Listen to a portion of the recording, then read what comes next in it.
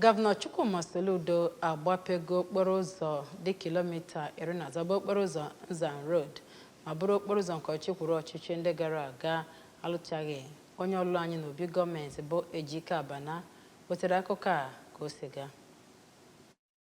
Soludo kọwara na ya bụ ọlụ ngo bụ nnọọ mmezu nkwa Okwere n'oge ọ na-achụ nta vootu na mpaghara ebe ahụ, ebe ọ kọwara na ya bụ okpuru ọchịchị kansụl bụ nnọọ nke nọ kamgbe ekewepụtara ya na-enweghị ezigbo ụzọ esi aga ya. Onye ji ọkwa kọmishọn na-ahụ maka okpuru ọchịchị, echichi nakwazi ihe gbasara ime obodo na Anambra steeti bụ Maazị Tony Collins Nwabunwanne rụtụrụ aka na okpuru ọchịchị niile dị na Anambra steeti elitego ele n'aka gọvanọ Chukwuma Soludo, ebe onye ji ọkwa chairman nke otu APGA bụ ọkaiwu Ifeatụ Obi Okoye, onye nabatara ndị si na pati ndị ọzọ wee banye otu APGA na ya bụ ihe mmemme, kwupụtara na ihe dị iche adịgo kamgbe gọvanọ Soludo malite ịchị Anambra steeti. N'aka nke ya, onye ji ọkwa meyọ nke Anambra West Local Government Area bụ Maazị Fidelis Nnazọ toro nnọọ gọvanọ maka ọrụ ọma niile dị iche iche ọ na-alụ na mpaghara ahụ, ọkacha ya bụ ụzọ awala awala ọlụ ọ na-alụ na General Hospital dị na mpaghara ahụ, ịgụ akwụkwọ n'efu